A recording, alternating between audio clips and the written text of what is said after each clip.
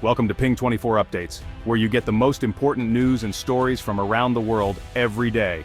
Subscribe my channel and click the bell icon to stay informed.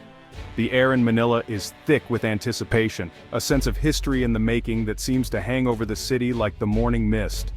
As dawn breaks on August 18, 2025, the first rays of sunlight glint off the calm waters of Manila Bay, illuminating a scene that will soon be broadcast around the world. News flashes worldwide. Japanese warships have arrived in Philippine waters, marking a historic shift in the region's defense landscape. The world's attention is suddenly fixed on this archipelago, as the headlines scroll across screens from Tokyo to Washington. This is no routine exercise, it's a tangible, unmistakable shift in Asia's balance of power. The arrival of these ships signals a new era, one that will reshape alliances and challenge old assumptions. On the pier, Philippine naval officers stand shoulder to shoulder with Japanese officials. There is pride in their posture, but also a solemn awareness of the responsibility that comes with this moment. For the Philippines, long reliant on outdated ships and limited resources, this is more than a military upgrade. It's a leap forward into a new era of self-reliance and regional relevance. 6 modern warships from Japan, bristling with advanced technology, now line the bay. Their presence is a clear signal. Manila is determined to defend its maritime territory and assert its sovereignty. Japan, once bound by a strict pacifist constitution, now arms a former adversary, an act that would have been unthinkable just a decade ago. This partnership is a testament to how quickly the world can change. The sleek Japanese ships, soon to be crewed by Filipino sailors, are more than just machines of war. They are symbols of a new strategic partnership, built on trust, shared interests, and a mutual desire for stability. The world watches closely. Military analysts debate the implications, diplomats weigh their words, and regional leaders quietly recalculate their strategies in response to this bold move. For ordinary Filipinos, hope and apprehension mix in equal measure. There is the promise of greater security, but also the fear of being drawn deeper into the rivalries of great powers. For the nation's fishermen, who have long faced threats in contested waters, this deal promises stronger protection and a renewed sense of safety as they go about their daily work. It also means a firmer, more confident claim to the Philippines' sovereign waters, a stance that will be tested in the months and years ahead. Yet, this new alliance places the Philippines squarely at the center of a growing regional competition, where the stakes are high and the future uncertain. The arrival of these ships is not an end, but the beginning of a new, unpredictable chapter, one that will demand resilience, diplomacy, and unity from all Filipinos. The story of Southeast Asia is being rewritten on Manila's docks, as new alliances are forged and old rivalries reignited. The symbolism is unmistakable. The region's security order is changing before our eyes, and the world is watching every move. The future, for better or worse, begins here, on these waters, with the hopes and fears of a nation riding on the tide of history. The agreement was a diplomatic breakthrough, months in the making. Behind closed doors, negotiators worked tirelessly, navigating complex interests and historical sensitivities. The result? A deal that would not only change the balance of power, but also signal a new era of cooperation in the region. Japan is transferring 6 Abukuma-class destroyer escorts to the Philippine Navy, not a sale, but a strategic grant. This move is unprecedented, reflecting a deepening trust and a shared vision for regional stability. The ships, once a symbol of Japan's own maritime strength, now become a cornerstone of the Philippines' defense. This instantly boosts the Philippines' naval power, providing a credible deterrent for the first time in decades. For a nation long challenged by limited resources, these ships represent a leap forward in capability, morale, and national pride. It's a clear message: 2 maritime democracies are uniting against shared threats. Their cooperation sends a signal to the world. They are ready to defend their interests and uphold international law. Japan steps off the sidelines, reshaping Southeast Asia's security landscape. No longer content to watch from afar, Japan is now an active player, committed to peace and stability in the region. By arming the Philippines, Japan builds a network to uphold a rules-based order. This network is designed to deter aggression, foster cooperation, and ensure that the seas remain open and free for all. The new ships allow longer patrols, better surveillance, and the ability to respond quickly to emerging threats. The Philippine Navy can now monitor its vast coastline with greater confidence and efficiency, and with a stronger presence in contested waters, the Philippines can assert its sovereignty and protect its maritime resources like never before. The deal aligns the interests of the Philippines, Japan, and the US, creating a powerful synergy. Together, these allies form a united front, ready to face the challenges of an uncertain world. This isn't just about hardware. It's about forging a partnership that could define Asian security for years to come.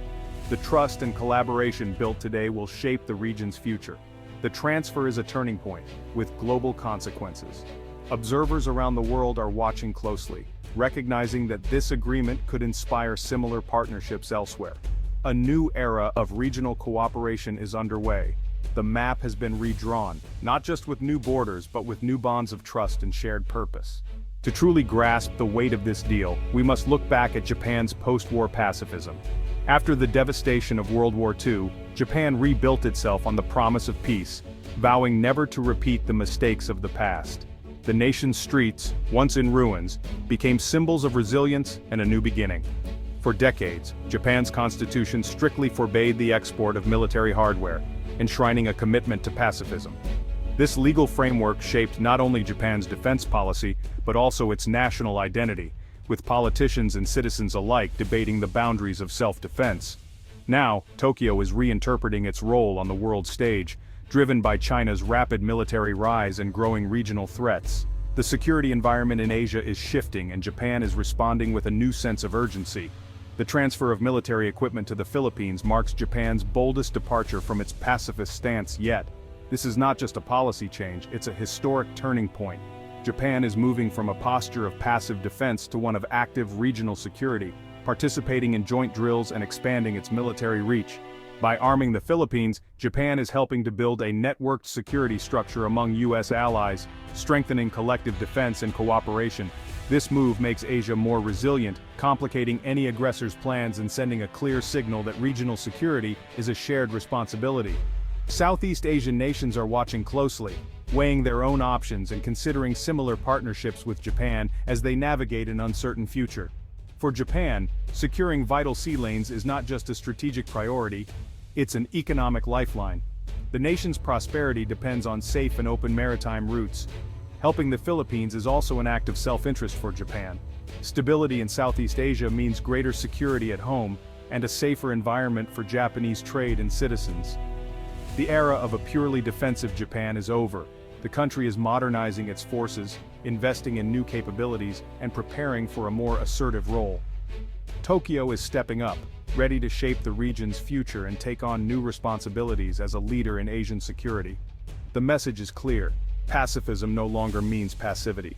Japan is embracing a new era, where peace is protected not just by words but by action. The Abukuma-class ships are not the newest, but for the Philippines they're a game-changer. Designed for anti-submarine and anti-surface warfare, they bring capabilities Manila never had.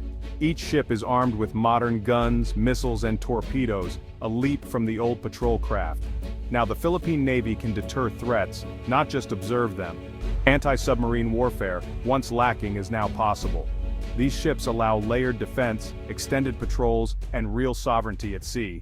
For Filipino sailors, they're more than steel. They're a symbol of national strength. The Philippines can finally defend its waters with confidence. The balance in the West Philippine Sea has shifted. The South China Sea is a flashpoint, shadowed by China's sweeping claims. Confrontations, water cannons, maritime militias, militarized islands have become routine. The Philippines on the front line has struggled to defend its rights and resources. The new ships are a direct response, raising the cost of aggression for Beijing. This is not just a Philippine issue. Global trade and freedom of navigation are at stake. By strengthening Manila, Japan reinforces the front line in a contest that affects the world. Japan's move is strategic, not just generous. By arming the Philippines, Tokyo counters China and opens a second front in the region's power struggle. This strengthens Japan's leadership in Asian security, sharing the burden with the US. A networked approach with partners like Australia and India makes the region more resilient. Securing sea lanes is vital for Japan's economy. Instability here is a direct threat.